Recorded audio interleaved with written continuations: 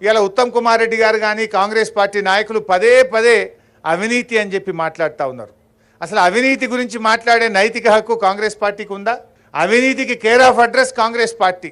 ఈ దేశంలో ఈ రాష్ట్రంలో అసలు కాంగ్రెస్ పార్టీ హయాంలో జరిగిన స్కాములు తీస్తే చాంతాడంత లిస్ట్ వెళ్తుంది. ఆనాడు మీరు జలయజ్ఞంలో తెలంగాణ ప్రాంతంలో మీరు ఎన్ని ప్రాజెక్టులు చేపట్టినారు?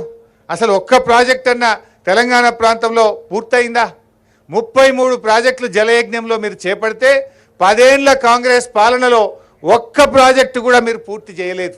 జలయజ్ఞాన్ని ధనయజ్ఞంగా మార్చింది మీరు ఆ రోజు కాగు 52,000 కోట్ల రూపాయల అవినీతి జరిగిందని మీ జలయజ్ఞాన్ని ఆ రోజు తప్పుపట్టినటువంటి విషయాన్ని నేను గుర్తు చేస్తా ఉన్నా.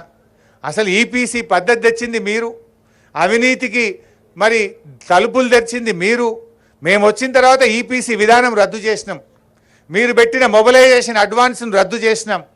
ఇదే ప్రాణహిత చేవెళ్లలో 0.5% ఉండే సర్వే అండ్ మొబిలైజేషన్ అడ్వాన్స్కి ఇచ్చే సర్వే కోసం ఇచ్చే మొబిలైజేషన్ అడ్వాన్స్, దాన్ని 3.5%కు పెంచి ఇవాళ అడ్డగోలుగా కాంట్రాక్టర్ల జేబులు నింపింది ఇవాళ ఆనాటి కాంగ్రెస్ ప్రభుత్వం. సర్వే అండ్ మొబిలైజేషన్ అడ్వాన్స్ల పేరు మీద పెద్ద ఎత్తున ఇవాళ మీరు ఆ రోజు డబ్బులు దోచిపెట్టినటువంటి ప్రయత్నం చేసినారు. 4 ఏళ్లలో ప్రాణహిత చేవెళ్ల ప్రాజెక్టు పూర్తి చేస్తామని చెప్పిన మీరు 4 ఏళ్లలో మీరు చేసిన పని 160 కోట్లు, సర్వే అండ్ మొబిలైజేషన్ అడ్వాన్స్ మీద ఇచ్చింది 1,450 కోట్లు. చేసిన పని 160 కోట్లు, సర్వే మొబిలైజేషన్ అడ్వాన్స్ మీద లేపిన బిల్లులు 1,450 కోట్లు కాంట్రాక్టర్లకు ఇచ్చింది మీరు. ఇలా మీరు మాట్లాడుతుంటారు చేసిన పని 160 కోట్లు, ఎత్తిన బిల్లులు 1,450 కోట్లు. ఇక మీరు అవినీతి గురించి మాట్లాడతారు. 7 ఏళ్లలో ప్రాణహితకు శంకుస్థాపన చేసి 7 ఏళ్ళు అధికారంలో ఉంటే తమ్మిడిహట్టి దగ్గర తట్టెడు మన్ను దవ్వలే మీరు. కనీసం అంతర్రాష్ట్ర ఒప్పందం చేయలే. 3 చోట్ల కాంగ్రెస్ ప్రభుత్వం ఉన్నా మహారాష్ట్రతో ఒప్పందం చేయలేనటువంటి ప్రభుత్వం పార్టీ మీ కాంగ్రెస్ పార్టీ. మీరా మాట్లాడేది?